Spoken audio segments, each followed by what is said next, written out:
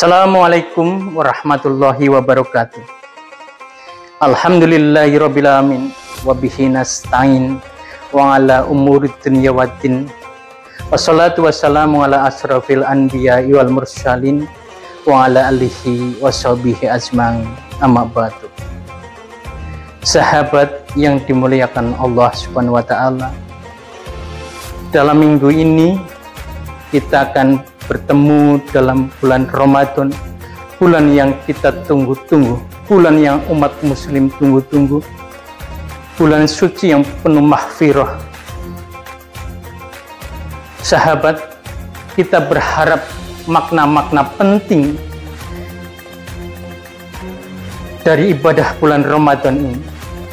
Ada hal-hal yang positif, yang bermanfaat bagi masyarakat, bagi keluarga kita, juga bagi bangsa dan negara.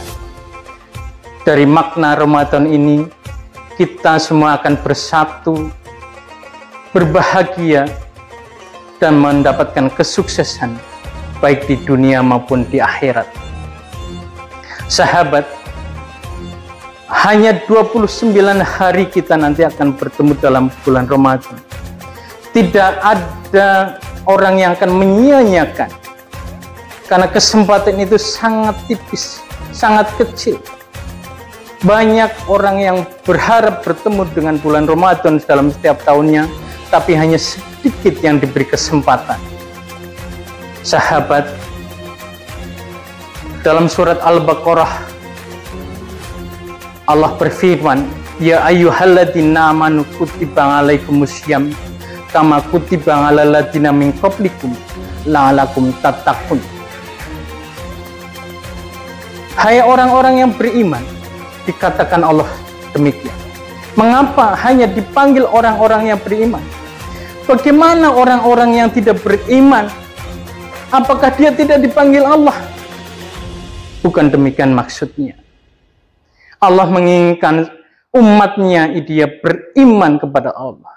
Karena itu dikatakan dalam firman itu adalah hai orang-orang yang beriman.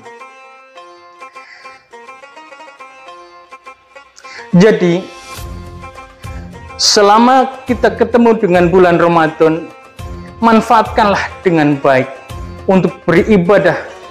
Dari sekecil apapun yang kita lakukan, itu ada nilainya, itu ada amalannya. Jadi jalankanlah dengan ikhlas, hanya semata-mata karena Allah. Sudah tidak perlu dihitung-hitung, tidak perlu diingat-ingat. Apapun amalan kita, jalankanlah dengan ikhlas, karena semata-mata Allah Subhanahu wa ta'ala.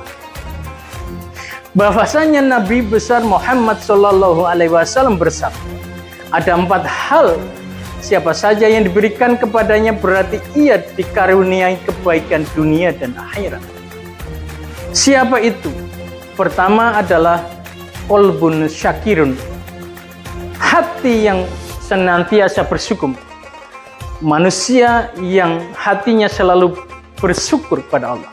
Kemudian yang kedua adalah walisanun zakirun, lisan yang selalu berzikir, dengan jari-jari yang berzikir. Kemudian yang ketiga, wabadanun alal balai sabirun, badan yang sabar menghadapi ujian, dan istri yang tidak berkhianat di dalam dirinya maupun harta suaminya. HR Yahya, Baihaqi, dan Tabrani. Saya jelaskan satu persatu. Hati yang selalu bersyukur. Sebagai manusia kita harus senantiasa bersyukur. Apapun yang kita hadapi, apapun yang kita peroleh, apapun yang kita nikmati, entah itu enak atau tidak, nyaman atau tidak, pandai-pandailah kita bersyukur. Di saat kita di atas, di saat kita ada di bawah, pandailah kita bersyukur. Maka Allah akan memberikan kenikmatan yang lebih dan lebih dari itu. Jadi, mari saudara-saudara, kita selalu menggunakan hati kita untuk bersyukur kepada Allah Subhanahu wa ta'ala. Yang kedua, mulut kita gunakan untuk selalu berzikir. Jangan digunakan untuk mengucap kata-kata yang ghibah. Lebih baik berzikir daripada berghibah. Karena hibah akan menambahkan dosa, tapi zikir akan selalu mendekatkan dirimu kepada Sang Pencipta, kepada Rabb-mu, kepada Allah Subhanahu wa Ta'ala.